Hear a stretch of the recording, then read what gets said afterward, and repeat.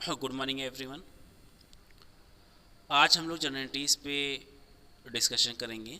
और journal entry पे discussion करने से पहले इसके कुछ बेसिक कॉन्सेप्ट्स हम आपको बता चुके हैं, जिसमें से differences between assets and expenses, types of accounts, journal entries और कुछ बेसिक एंट्रीज हम लोग कर भी चुके हैं discuss.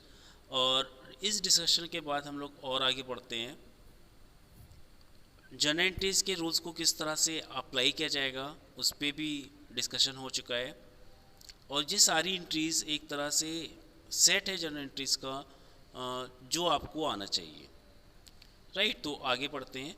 Next entry is the goods purchase from Govind. एक पॉइंट्स हमने बताया था कि when supplier name is given in the question and cash is not given, means payment condition is not given in the question, तो इसका मतलब होता है कि आपने जो गुड्स परचेज किया है वो क्रेडिट परचेज किया है और अभी पेमेंट नहीं हुआ क्योंकि ऐसी कोई इन्फॉर्मेशन नहीं गिवन है।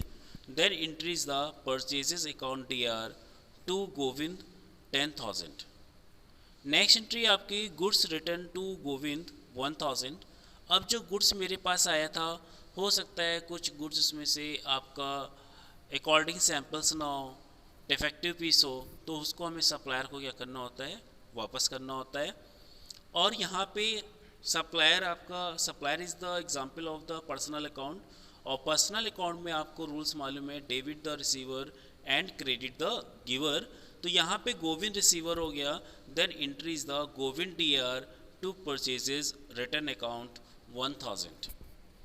जब भी हम गुड्स सप्लायर को वापस करते हैं तो अब उस पर आप वहाँ पे उसका बैलेंस अमाउंट कैलकुलेट कर सकते हैं कि आपने 10,000 का गुड्स परचेज किया था, 1,000 गुड्स आपने वापस किया, then net amount payable to Govind 10,000 minus 1,000 which is 9,000। Means अब आपको गोविंद को 9,000 पेमेंट करना है। तो जब भी कोई सप्लायर्स की पेमेंट की कंडीशन आएगी और उसको हम ऊपर से चेक करना होगा हमने कितना गुड्स परचेज किया था, कितना गुड्स वापस किया हमने, और उसको मैनेज करके हम लोग नेट परचेज प्राइस कैलकुलेट कर लेंगे या नेट पेबल प्राइस कैलकुलेट कर लेंगे। तो यहाँ पे 10,000 माइनस 1,000 हमें टोटल जो पेमेंट करना था 9,000 पेमेंट करना था। अब हमने कैश पे किया तो ये एंट्री हो जाएगी cash pay to Govind after deductions of 5% cash discount. 5% discount पे आपने पेमेंट किया, अमाउंट हम कैलकुलेट कर चुके हैं, वो आई थी 9,000। Then Govind DR 9,000 to cash account. यहाँ पे कैश डिस्काउंट की इंफॉर्मेशन गिवन है विच इज़ 5%। या तो आपको कैश पेमेंट की इंफॉर्मेशन गिवन होगी या कैश डिस्काउंट की इंफॉर्मेशन गिवन होगी। जो इंफॉर्मेशन गिवन है पहले इसको हम कैलकुलेट कर लेंगे। तो टू डिस्काउंट रिसीव्ड की वैल्यू दी है 5%, 9,000 का 5% कैलकुलेट कर लीजिए, वो वैल्यू आ रही है 450। तो उसको आपने शो कर दिया टू डिस्काउंट रिसीव्ड 450 और टू कैश अकाउंट में 9,000 माइनस 450 वैल्यू आ जाएगी टू कैश 8,550। तो इस तरह से हम कैलकुलेट करते हैं। या डिस्काउंट दिया होगा तो हम कैश कितना पे करेंगे वो कैलकुलेट कर लेंगे, और अगर कैश पेड गिवन होगा तो हम फिर डिस्काउंट रिसीव्ड को कैलकुलेट कर लेंगे। Next entry goods sold to Akbar ₹10,000। यहाँ पे हमने अकबर को गुड्स सोल्ड किया। Then entry is the Akbar DR to sales account, Akbar is the receiver, Akbar DR to sales account 10,000। यहाँ पे भी हमने आपको बताया था जब नेम गिवन होता है पार्टी का और पेमेंट की कोई कंडीशन नहीं गिवन होती है तो इसका मिस होता है वो क्रेडिट परचेज या क्रेडिट सेल्स है। और क्रेडिट परचेज और क्रेडिट सेल्स में हमें हमेशा पार्टी का नेम मेंशन करना होता है। Then Akbar DR to sales account 10,000। Goods return by Akbar. अब अकबर ने गुड्स वापस कर दिया 300 रुपीज़ का, यहाँ पे आपकी एंट्री पास हो गई। Sales return account DR to Akbar, यहाँ पे अकबर आपका गिवर है तो अकबर को हम क्रेडिट करेंगे। Sales return account DR to Akbar ₹300। अब यहाँ पे एक पॉइंट समझना है कि हमने जो गुड्स सोल्ड किया था अकबर को उसकी वैल्यू थी 10,000 और जो गुड्स वापस होके आपके पास आया है उसकी वैल्यू है 300। तो इसका मीन्स हो गया अकबर से हमें 10,000 माइनस 300 जो अमाउंट रिसीव करनी है वो रिसीव करनी है 9700 हमें वैल्यू को रिसीव करना है, तो उसको हम रिसीव करेंगे।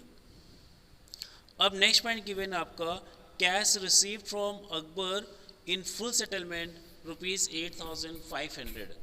आप यहाँ पे डिस्काउंट का परसेंटेज नहीं गिवन है, डिस्काउंट की वैल्यू नहीं गिवन है, यहाँ पे आपके पास कैश रिसीव जो आप कर रहे हो उसकी वैल्यू गिवन है, यहाँ पे आपको डिस्काउंट को कैलकुलेट करना पड़ेगा। तो कैश अकाउंट ईयर 8,500, आपको टोटल जो अमाउंट रिसीव करनी थी 9,700, difference value is the 1,200। This is the discount received, sorry discount allowed account, क्योंकि आपको कम मिल रहा है ये डिस्काउंट अलाउड है। और ये मेरा लॉस होता है तो इसको हमें डेबिट करना है। Cash account year 8,500, discount allowed account year 1,200 and to Akbar 9,700। तो इस तरह से हमें कैश डिस्काउंट की एंट्री पास करनी होती है। Next entry is the salary paid. Salary is the expenses, और एक्सपेंसेस को हम क्या करते हैं, डेबिट करते हैं। Then entry is the salary account year to cash account. Salary paid to Mamata, then entry is the salary आपका एक्सपेंसेस होता है, सैलरी अकाउंट ईयर। यहाँ पे भी हमें टू कैश यूज़ करना है, क्योंकि जब भी हम सैलरी का पेमेंट करेंगे तो आपके पास से कैश जाएगा। और cash is the part of the real account, और रियल अकाउंट में रूल्स आपको मालूम है, debit what comes in and credit what goes out. In this question, in this statement money is going, तो आपको कैश को क्रेडिट करना है। Entry is the salary account year to cash account. अब यहाँ पे पॉइंट आ रहा है कि ममता को हमने क्यों शो नहीं किया। ये हम आपको पहले ही बता चुके हैं कि जहाँ पे प्रॉपर कंसिडरेशन हो जाता है वहाँ पे पर्सनल अकाउंट इन्वॉल्व नहीं होता है। हमने ममता से उसकी सर्विसेज ली और सर्विसेज के कंसिडरेशन में हमने ममता को पेमेंट कर दिया। हमने सर्विसेज ली, उससे जो भी सर्विस हम ले रहे हैं और उसका पेमेंट कर रहे हैं, तो प्रॉपर कंसिडरेशन हो गया। सर्विसेज आई और उसके कंसिडरेशन में हमने पेमेंट कर दिया। जिस तरह से जब हम गुड्स परचेज करते हैं और उसका पेमेंट कर देते हैं तो हम पार्टी का नेम शो नहीं करते हैं, उसी तरह से हमने यहाँ पे सर्विसेज रिसीव करी और उसका पेमेंट कर दिया, तो यहाँ पे भी पार्टी का नाम नहीं आएगा। Entry is the salary account year to cash account. तो आई थिंक आपको क्लियर हो गया होगा टॉपिक कि किस तरह से हमें एंट्री को पास करना है। आगे हम लोग और एंट्रीज़ पे भी डिस्कस करते रहेंगे, क्योंकि जर्नल एंट्रीज़ पे जितना अच्छा आपका कमांड होगा, अकाउंट्स भी आपकी उतनी अच्छे से स्ट्रांग होगी। और जो चैप्टर्स हैं, अगर आप जर्नल एंट्री पे थोड़ा टाइम दे देते हो तो जर्नल एंट्री पे बेस्ड जितने भी चैप्टर्स हैं वो आपके लिए ईजी हो जाएंगे। और ऐसा नहीं जर्नल एंट्री सिर्फ 11th का सिलेबस है। अगर आप अकाउंट्स पढ़ रहे हो तो 12th में भी आपने जर्नल एंट्री पास की है। अब बीकॉम पार्ट 1 में हो तो अब बीकॉम पार्ट 1 भी मोस्टली आपके चैप्टर्स जर्नल एंट्री पे बेस्ड हैं।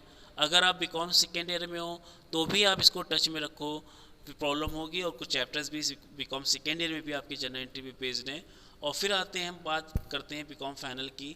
बीकॉम फाइनल में भी आपके मोस्टली चैप्टर आपके जर्नल एंट्री पे बेस्ड हैं। तो जर्नल एंट्री का जो टच है उसको आप लोग टच में ही रहिए उसके, और जो भी बेसिक कॉन्सेप्ट्स हैं, जितने भी रूल्स हैं, उसको थोड़ा बहुत देखते रहिए, जिससे आपको प्रॉब्लम राइज ना हो। चैप्टर आपको फिर अच्छा इजी लगेगा। और अगर जर्नल एंट्रीज़ में आपको प्रॉब्लम होने लगी तो फिर अकाउंट्स भी आपके लिए कॉम्प्लिकेटेड हो जाएगी। Okay bye.